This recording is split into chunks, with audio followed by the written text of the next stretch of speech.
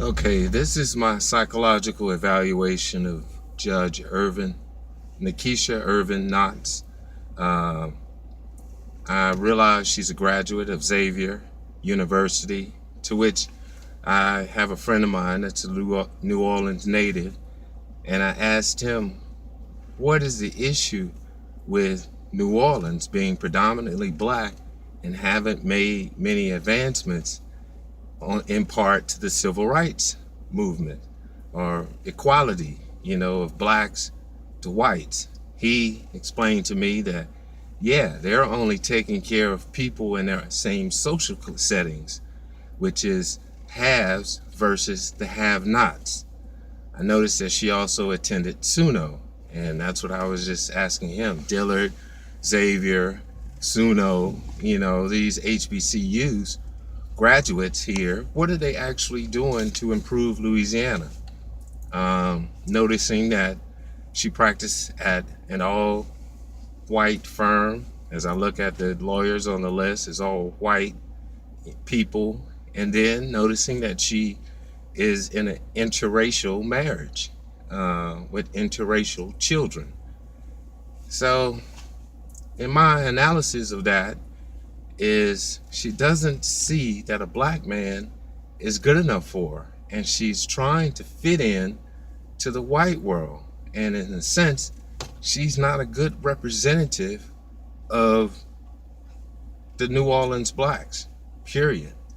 I gotta say, I have two interracial children, born onto a borderline, to which I was paid to have because of my genetics, because of my intelligence, and how badly this woman wanted to have children for me.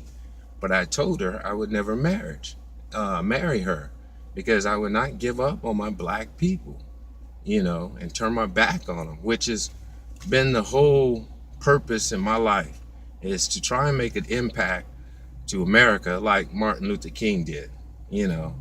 I'm not racist or anything, because I pride myself on being educated in a predominantly white system, which I was going to have to deal with in this society.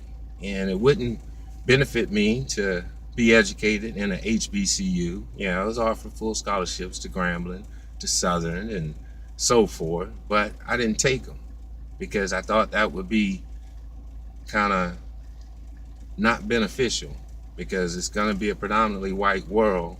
So I need to understand and operate on their level.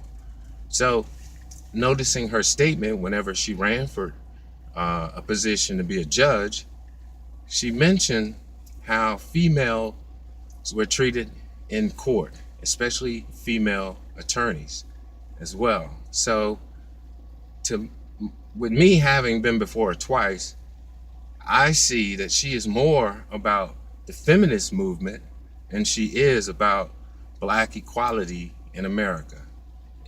She accepted allegations, never reviewed any evidence, violated her judicial code of conduct, and not properly, fairly, unbiasedly mediating the situation and upholding the integrity and faith in the judicial code, in the judicial system. She failed by far. She failed on that issue. And as well, she began my court hearing, the second time I appeared before her, about me contacting the judges, which is their emails are posted on public website for a reason. And then she also tried to suppress my freedom of speech by telling me to take things down off my social media. No, I'm very creative. I'm very persistent, especially concerning my kids. And it is only my objective is to be a father in my children's lives and address the fatherlessness in society, period. Because it's worldwide in a sense. Only Germany has changed their way of addressing that issue. That is, in a sense, it's somewhat like what they did during slavery with the Willie Lynch doctrine. They would undermine the male authority in his household, show the family that he's not the protector. And as in Louisiana, we all cling to our mothers. Our fathers are locked up for any and everything, you know, and withheld from their children unfairly, unjustly, with the levying of an 18-month protective order, that reinstating another 18-month protective order, to which was found twice in Judge Claire Jupiter's court that there was no threat of violence present, you know. And then, like I said, I came before you the first time and I'm explaining to you that the Harmony House didn't fulfill their obligation, and I was, you know, approved to have an appeal. But after everything in the treatment of Harmony House, who more or less was trying to get me to kiss their ass, because they brought up 3 times that they didn't have to abide by the court order. For some ungodly reason, they kept hinting to that, like I was supposed to kiss their ass. No, I feel strongly about people making sure that they do their job professionally. Judges, policemen, sheriffs, everybody, you know.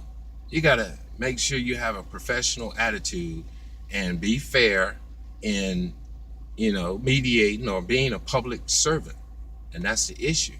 You're not fulfilling your oath, your judicial oath, you know, of conduct, period.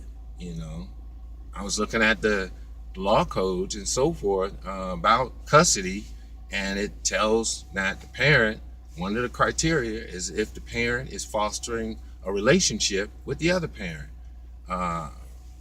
with the kids.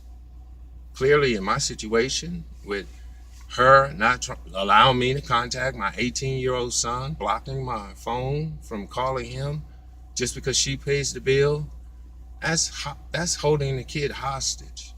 That's, you know, a prisoner of war, and it is unacceptable, you know. And you should have common sense, deductive reasoning, which that's what I realized. Every time I tried to reason with you, every time I tried to reason with Claire Jupiter, women are emotional creatures and not logical.